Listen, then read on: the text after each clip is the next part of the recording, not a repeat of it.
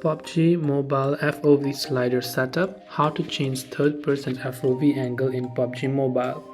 To change the third person FOV slider or angle on PUBG Mobile, once you open up PUBG Mobile, you go to settings by tapping the gear icon from the top right hand side.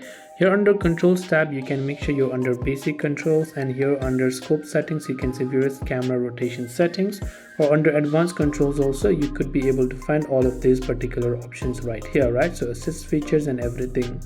So the next thing we want to aim at is if we go to this option called sensitivity and we basically scroll down over here, you can choose to adjust your TPP sensitivity right here. You can choose to turn on ADS or turn off ADS. So if you turn on ADS, you can choose FPP as well, TPP as well, or you can choose TPP for character and vehicle, camera parachuting a certain percent, and FPP for a character certain degree or percent right here.